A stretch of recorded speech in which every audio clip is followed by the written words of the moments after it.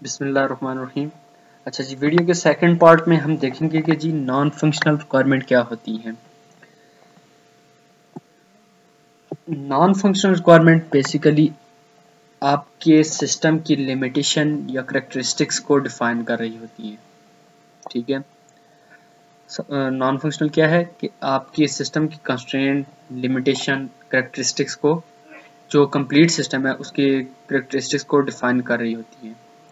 ये आपके जो एक्सटर्नल बिहेवियर है ना, उसको शो कर रही होती है, जिससे कस्टमर मोस्टली सेटिस्फाई करना थोड़ा सा मुश्किल होता है। लेकिन अगर इस चीज़ को आप अचीव कर जाते हो तो कस्टमर आपका यूं कह लें ज़्यादा खुश होता है। ठीक है, वो कैसे हम आगे देखते हैं। इसके अंदर आपको क्या कहते हैं, मैंने वर्ड यूज़ किया लिमिटेशन, जैसे रिलायबिलिटी, रिस्पांस टाइम या मेमोरी यूज़, इन सारी चीज़ों को आप इसके अंदर डिफाइन करते हो। नॉन फंक्शनल रिक्वायरमेंट बेसिकली आपके क्वालिटी एट्रीब्यूट्स, जो सिस्टम की या सॉफ्टवेयर के क्वालिटी एट्रीब्यूट्स को डिफाइन कर रहा होता है। फॉर एग्जांपल, जैसे जी में कोई एक वेबसाइट है, हम कहते हैं how fast does the website load, कि कितना जल्दी आपकी एक वेबसाइट लोड हो सकती है। अब ये देखें, आपकी कोई फंक्शनैलिटी को डिफाइन नहीं कर रहा, लेकिन कोई बिहेवियर को शो जरूर कर रहा है यहाँ पे। अब बिहेवियर को कैसे, कि आपको जिस वक्त आप सिस्टम को टेस्ट करेंगे तो आप उसको चेक करेंगे कि कितना जल्दी ये लोड हो रहा है। ठीक है जी, इसकी एग्जांपल के ऊपर भी हम आगे बात करेंगे। नॉन फंक्शनल रिक्वायरमेंट थोड़ा सा क्या कहते हैं, क्रिटिकल होती हैं। इनको आइडेंटिफाई करना, इनके ऊपर वर्क करना, इनको क्या कहते हैं एक सेटअप के अंदर लेके आना।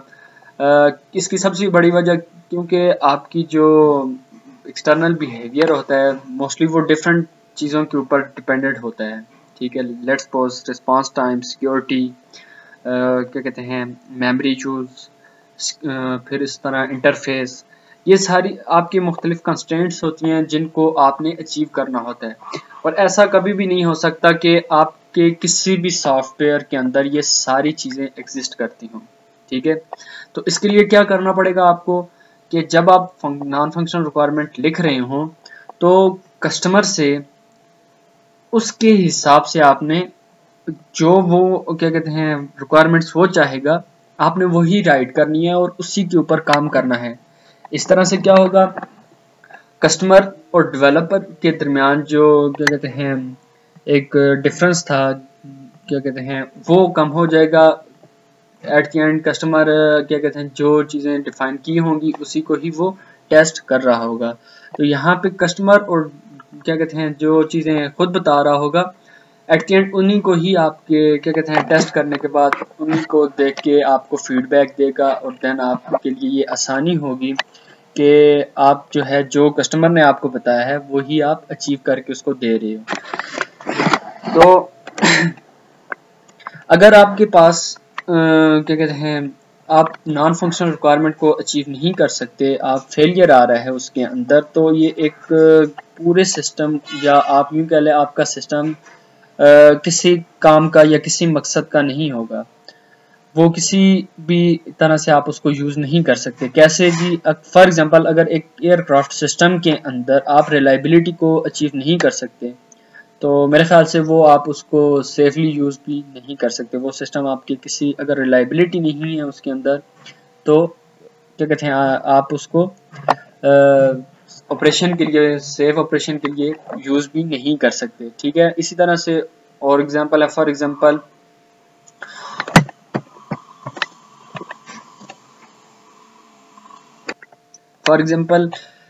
अगर आप हम यूँ कह लें कि हमारा सिस्टम जो है पर टाइम पर सेकंड जो है 100 यूज़र को सपोर्ट करना चाहिए। तो अगर फॉर एग्जांपल 100 यूज़र उसके ऊपर आता है और आपका सपोर्टेबल नहीं है सिस्टम, तो मेरे ख्याल से फिर वो उसका यूज़ भी अच्छा यूज़ नहीं है। अगर आपकी वेबसाइट बैठी रहे तो क्या कहते हैं नेक्स्ट टाइम कस्टमर आपकी वेबसाइट के ऊपर अगेन नहीं आएगा। तो ये बहुत बड़ा रिस्की भी होता है, और इनको क्या कहते हैं अगर ये अचीवेबल ना हो तो आपका कस्टमर सेकंड टाइम आपके पास नहीं आता। कुछ एग्जांपल की हम बात कर लेते हैं। फॉर एग्जांपल जैसे user must change initial assigned login password, ठीक है। अगर फॉर एग्जांपल कोई यूजर फर्स्ट टाइम लॉगिन कर ले तो वो क्या कहते हैं अपना पासवर्ड चेंज कर सकता है। एक एग्जांपल इसकी ये आ गई। सेकंड, अगर जितनी दफ़ा अगर फॉर एग्जांपल कोई अनसक्सेसफुल अटेम्प्ट होती है यूज़र की तरफ से तो आप उसको ऑडिट के लिए वो उस रिकॉर्ड को ऑडिट के लिए आप रख सकते हो, ठीक है जी। क्या कहते हैं फिर उसके बाद है website should be capable enough to handle 20 million user, ठीक है जी, कि at a time 20 million user अगर उसके ऊपर आ रहे हैं तो उनको वो क्या कहते हैं रिस्पांस दे सके आपका सिस्टम। ये भी आपकी नॉन फंक्शनल रिक्वायरमेंट में आ रही है। आपका सॉफ्टवेयर जो है पोर्टेबल होना चाहिए। मीन अगर एक ऑपरेटिंग सिस्टम से दूसरे ऑपरेटिंग सिस्टम के ऊपर अगर आप लेके जा रहे हो तो कोई भी प्रॉब्लम उसके अंदर ना आए। फॉर एग्जांपल एक वेबसाइट है, फॉर एग्जांपल अगर आप उसको विंडोज़ के ऊपर रन कर रहे हो तो भी वो उसको उसी तरह से रिस्पॉन्स देना चाहिए।